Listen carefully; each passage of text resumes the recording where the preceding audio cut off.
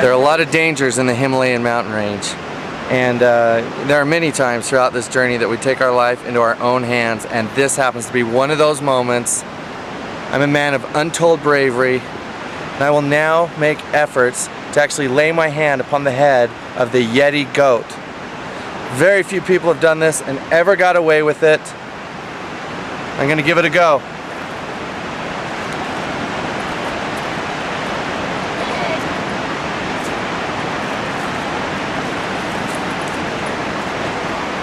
I have done it. I have touched the Yeti goat and survived. Thrived. Okay, what we have behind me here is a Buddhist prayer wheel. People will spin those, and these ones are actually hooked up to ring a bell every time it makes a rotation. But whenever you pass one of these, or a prayer flag, as you can see off here to my right, it's customary to pass keeping them on your right. So you can see here the trail forks so that both upbound and the downbound traffic are able to adhere to that Buddhist custom of passing on the right. So.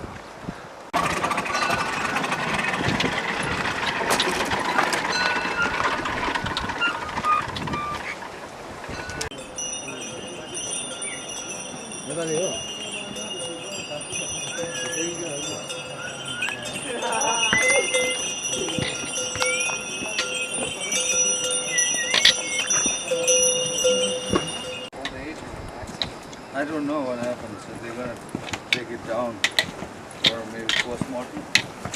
Find out. Yeah. These guys also don't know. Well, they don't know? Yeah, how he died.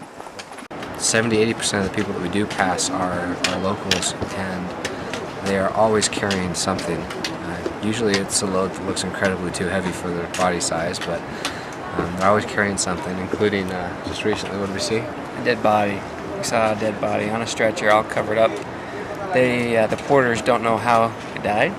They're taking it down to lower altitudes to have an autopsy and see what happened to it. Somebody told us that the average porter is carrying about 100 pounds, and a lot of these guys are much smaller than I am. And that is small. That's a small load. They're upwards of 200 pounds. So we've got a visitor. Come step in here. Yeah, come stand right here. Come step here. Say hello. Say hello. Hello, see? Say hello. Namaste. Namaste. Got a shy visitor. Yeah. So, Shy. Not too shy. She got right over here. Yeah, some of these kids, you look at the packs carefully, and they're carrying 2 or 3 full packs all strapped together. That's which one American would typically carry by themselves. So, very impressive. What? Tell us about him. He's a climber. He's already climbed every 16 times. So that's the highest world record. So you can find that in the Guinness Book of World Records too. He's been to the top. He's from Thame. That's his village. He's been to the top 16 times.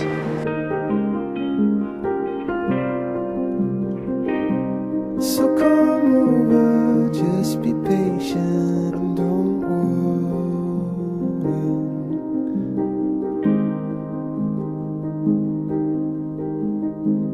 And don't worry.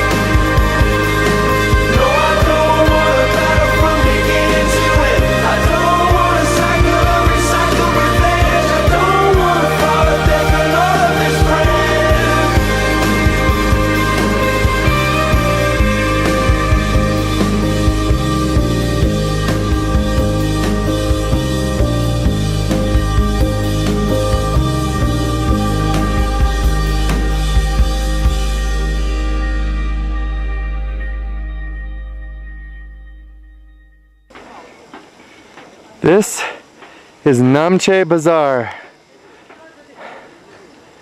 located about 11,000 feet, 11,500 feet.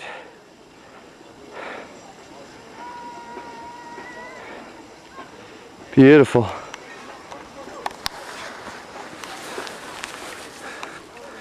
I'm a little out of breath right up here. We hiked today for about probably 7 hours, maybe 8 hours. Elevation gain of about 3,500 feet, covered probably 12 miles. Beautiful country. And this is the amazing place of Namche Baazar.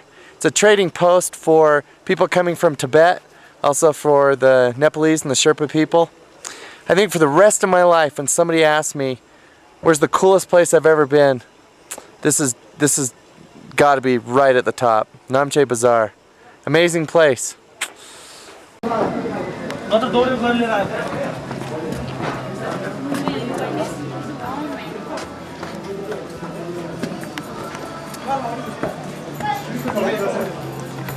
It's only been in the past Cut this rock. couple of years that they've even got any type of electricity up here. I mean, it's a page out of a history book is what this is. Now they have the internet. They do. It's expensive, I hear. Yeah. 60 times what it was down in Kathmandu. But everything up here is brought up on either an animal or somebody's back, so it's amazing. Yeah, absolutely no motorized access to here whatsoever. In a way, it takes all the junk in our lives back home and throws it out the window, and it's simple. It's about getting there, getting some hot liquid in us, getting some food, finding a good place to sleep. I mean, it's simple. Raw, pure, and simple. Found out today these porters, these guys that are packing, 90, 100 pounds on their backs, they're getting for their daily wage about 350 rupees, which is the U.S. equivalent of about $5. So $5 a day to haul close to twice, or I guess it'd be almost their body weight. I didn't notice that, Pete. We're live. Look at that. Oh, that's that one that he said we could Just a second. I gotta get this. Oh, just beautiful. Those are the baby ones. Yeah, little babies. It's like shark's teeth.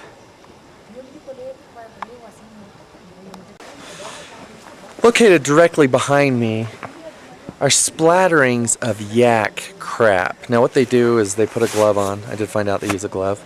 Glove goes on, they pick up the yak crap, and then they pat it onto the wall. We can only assume that there's some type of a squishing, kind of a when you smack down the yak crap.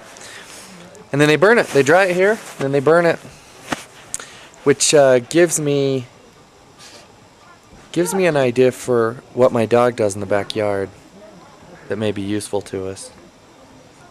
Yes.